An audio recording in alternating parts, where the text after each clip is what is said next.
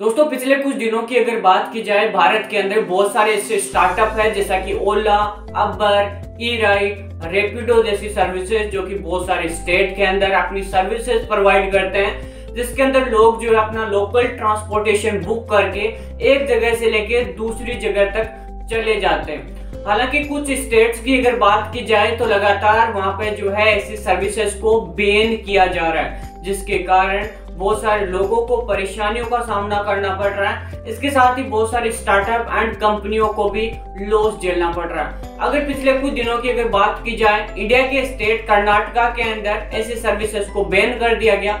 इसके साथ ही महाराष्ट्र के अंदर भी ऐसी सर्विसेज को बैन कर दिया गया। हालांकि ये सवाल निकल के आता है कि आखिरकार गवर्नमेंट इस सर्विसेज को बैन क्यों कर रही है, लेकिन पूरे world wide America, Japan, Tokyo सभी जगह ऐसी सर्विसेज लगातार चलती जा रही है, लेकिन भारत के हर स्टेट में लगातार इनको क्यों बैन किया जा रहा है, आखिरकार क्या प्रॉब्लम देखने को मिल रहे हैं। दोस्तों अगर बात की जाए इन सर्विसेज की, किसी भी प्रोडक्ट को, किसी भी कंपनी को, किसी भी ऑर्गेनाइजेशन को चलाने के लिए सबसे इंपॉर्टेंट फैक्टर होता है, वो होता है लाइसेंस एंड परमिट।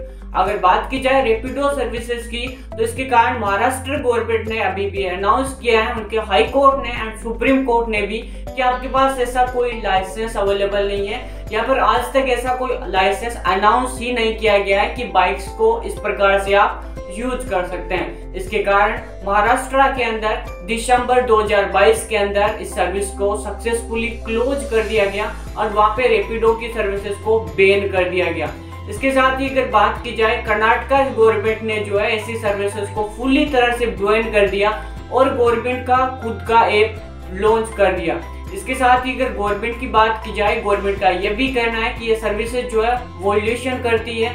इसके साथ ही बहुत सारे इम्पैक्ट पड़ते हैं। अगर बात की जाए ऐसी सर्विसेज की, बहुत सारे लोग जो अपनी फेक आईडीज बना के इसका गलत यूज करते हैं, या फिर बहुत सारे काफी ज्यादा गलत यूज इसके अंदर देखे जा सकते हैं, जैसा कि कस्टमर से ज्यादा चार्जेस लेना, या फिर ब्लैकमेल करना, या फिर चोरी जैसी वारदात काफी ज्यादा देखने को मिल रही है। इसके साथ ही अगर बात की जाए, बहुत ज्यादा कंपटीशन भी देखने को मिल रहा है, जैसा कि अगर मार्केट के अंदर देखा जाए, बहुत सारे ई रिक्शा चलते हैं, बहुत सारे टैक्सी चलते हैं एंड बहुत सारे लोकल टेम्पो भी चलाए जाते हैं बहुत सारे जगह। अगर इनके कंपटीशन की बात की जाए तो बहुत सारे तो डिस्काउंट्स हैं वो कंपनियां लगातार कस्टमर को प्रोवाइड करती है, जिसके कारण जो लोकल रिक्शा है उसका धंधा ठप होता जा रहा है, जिसके कारण इनको बहुत सारी परेशानियों का सामना करना पड़ रहा है और लोगों को लगातार इन कंपनियों से जुड़ जाते हैं, जिसके कारण उनका जो कमीशन है वो घट जाता है। अगर इन कंपनियों की बात की जाए, ये कंपनियां 10 से लेकर 30% तक का कमीशन अपनी सर्विसेज का काट लेती है, जिसके कारण ई रिक्शा को जो है काफी ज्यादा समस्याओं का सामना करना पड़ता है। इसके बाद एक बहुत बड़ा कंसर्न आता है, जो कि है कंसर्न एंड सेफ्टी।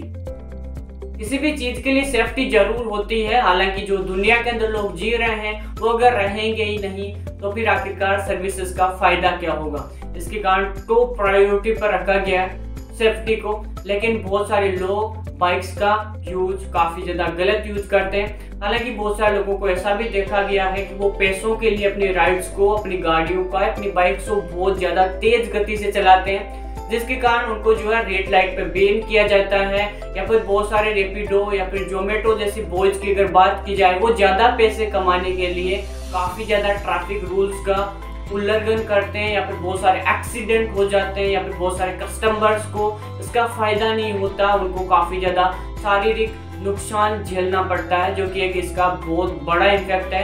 क्योंकि अगर किसी भी रेपिडो ड्राइवर को, ओला, अबर को कुछ भी अगर दो सर्विसेज या फिर अगर उसको हाई इम्पैक्ट देखने को मिलता है, तो वो जल्दी जल्दी चलने की कोशिश करता है, ताकि वो जो है ज्यादा से ज्यादा ऑर्डर फुलफिल कर सके और उसको ज्यादा से ज्यादा प्रॉफिट हो सके। उसके बाद में जो इफेक्ट निकल के आता है वो है ट्रेडिशनल मेथड। दोस्तों अगर पिछले कुछ दिनों की बात की जाए, पिछले कुछ सालों के अंदर बहुत सारे होटल चेन्स, बहुत सारे लोगों ने अपने पास टैक्सियां लगा के रखी है, जो कि अपनी सर्विसेज प्रोवाइड करते हैं। अगर मैं बात करूं दिल्ली की, तो बहुत सारे दिल्ली से पंजाब लोग आते हैं, चंडीगढ़ आते हैं, या फिर मुंबई जाते हैं। बहुत सारे लोग इनके जरिए अपनी सर्विसेज चलाते हैं या फिर अपना पेट पालते हैं। वो सारा का सारा धंधा लगातार चौपट होता जा रहा है। अगर बात की जाए, बहुत सारे साइकिल ड्राइवर्स लगातार जो है अपनी सर्विसेज के जरिए बहुत सारे शहरों में लोगों को पहुंचाते हैं, लेकिन इन कंपनियों के आने की वजह से बहुत सारे लोकल लोगों को इसकी बहुत सारी समस्याओं का सामना करना पड़ रहा है।